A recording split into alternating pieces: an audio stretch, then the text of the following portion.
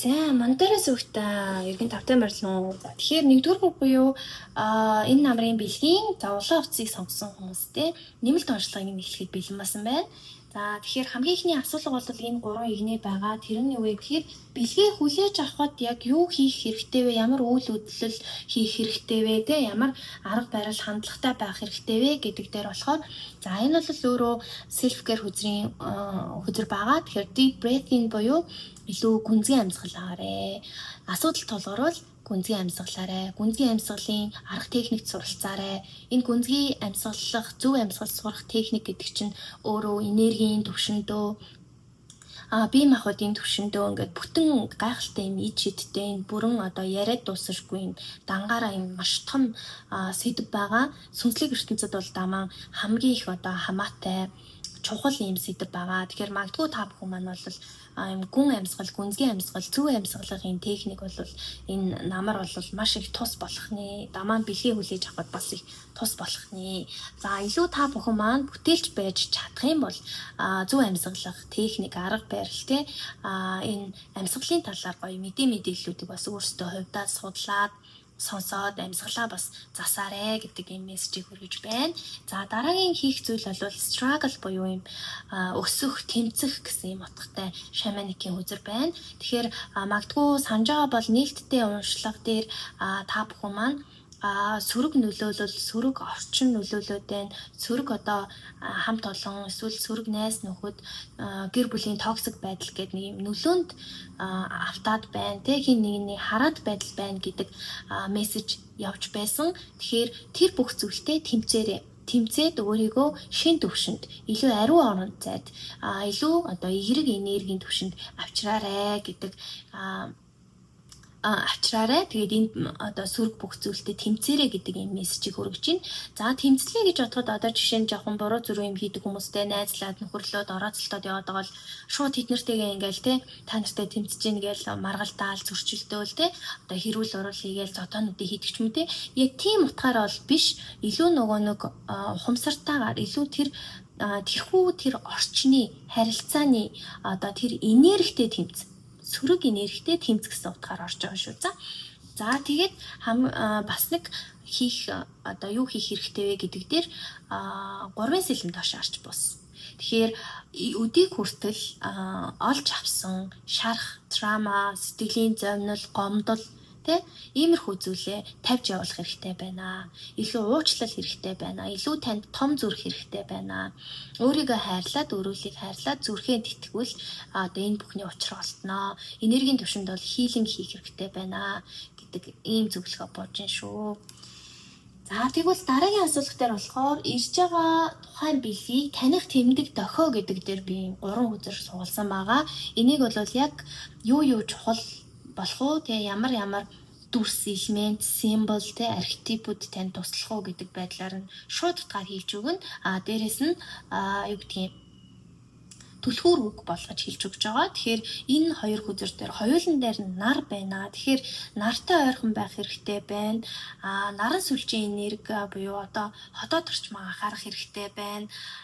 Дээрэс нь нарнаас эрчим энерги авах хэрэгтэй байна. Нар өдөр бас маш чухал байна. Нар өдөр буюу sun day те бүтэн сайн их өөрчлөлт авчрах үр дүн авчрах ямар нэгэн мэдээ сонсох ч юм уу те бүтэн сайнны өдөр их чухал өдөр байгаад байна. За шувууны бэлэг тэмдэг, шувуутай ойрхон таарах те шувуу дагах иймэрхүү үйл явцын хэл бас дохио болж орж ирж байна. За нар өөрөө чухал гэдгийг хэлчихлээ. За бас нэг зүйл нь болохоор загас байна. Загасны одоо тэмдэгтүүд загастай их ойрхон таарах те эсвэл загас маш их байдаг газар далай ус иймэрхүү зүйлс энэ намар бэлгээ хүлээж авахд тань туслах одоо тэмдгүүд дохионууд байх нэ. Тэгээд нөгөө утгаараа болохоор загасны ордны хүнтэй уулзрах, загасны ордны хүн туслах ийм боломжтой байна шүү гэдгийг бол харуулж байна.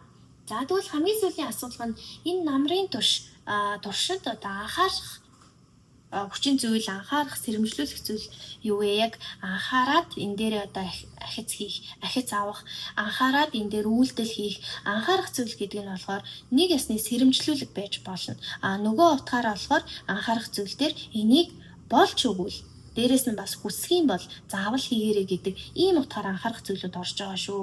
За тэгэхээр teaching буюу сургалт байна. Тэгэхээр сургалттай холбоотой одоо бас өмнөх нээлттэй уншлага дээр өөрийгөө хайрлах, өөрийгөө олох, үн цэнээ мэдрэх те өөрийгөө дахин шинээр бий болгох, магадгүй шууд утгаараа glow up хийх ч юм уу те иймэрхүү зүйл дээр хөрөнгө оруулалт хий гэдэг зөвлөгөө болсон. Яг түүнтэй чинь адилхан өөртөө хөрөнгө оруулалт хийх тэрхүү сургалтанд заавал суугаарай. За тэр сургалт нь юу ч хийж болно манайхаа. Эмэгтэйчүүд бол мейкапын сургалт хийж болно, эсвэл өсчин гоо сайхан байж болно, эсвэл шууд мэдлэг боловсрал ахиулах те мастер degree сурах ч юм уу те ийш тийшээ apply хийх байж болно. За арай илүү одоо өөрийгөө хайрлах тал дээр бол стил имижээ өөрчлөх сургалт хийж болно, лекц семинарууд хийж болно, гой одоо багш нарын лекцүүд хийж болно, өөрийгөө хайрлах тийм сургалтууд хийж болно, сүнслэг сургалтууд байж болно. За гэх мэтлээ яриад байл угаасаа дуусгах манайхаа. Тэгээд шууд утгаараа бас нөгөө фитнес байж болно, спиннинг, йог, бассейн одоо зөв бүх өргөн утгаараа орж байгаа шүү. За манайхаа тэгээд дор хаяж нэг сургалтанд заавал бүртгүүлээрээ энэ бол танд том ухаарал өсөлт тэгээд ийм өөрчлөлтийг танд авчирнаа гэдэг. Энэ зүйл бол анхаарах зүйл төр орж ирсэн учраас би нэлийн акценттэй ийм одоо series ярьж байгаа шүү. За тэгээ free time дээр анхаарах хэрэгтэй. Эрхчлөөн дээр анхаарах хэрэгтэй. Та хэд маань өмнөх уншлагатаар нөгөө нөлөөнд автаад байна, илүү хараат байдалд байна гэдэг нэг илүү баригдмал байсан болвол энэ намар одоо эрхчлөө гэдэг зүйл дээр анхаараач гэж байгаа юм. Тэгэхээр эрхчлөөд байдлыг олж аваач.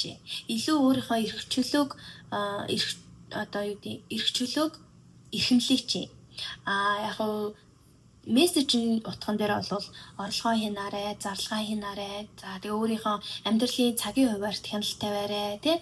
Илүү уян хатан байгаарай гэдэг иймэрхүү санаанууд орж байгаа. За нөгөө талаараа бол би нөгөө өмнөх уншлах дээр хараат байсан учраас эрхчлөөг эрхэмлэж одоо эрхчлөөд байдлыг олж аваарай гэдэг мессежийг бол хүргэж байна. За энэ дээр бас нэг анхаарах зүйл нь болохоор уян хатан байгаарай гэдэг зүйлийг маш сайн акценттай бас ойлгоорой.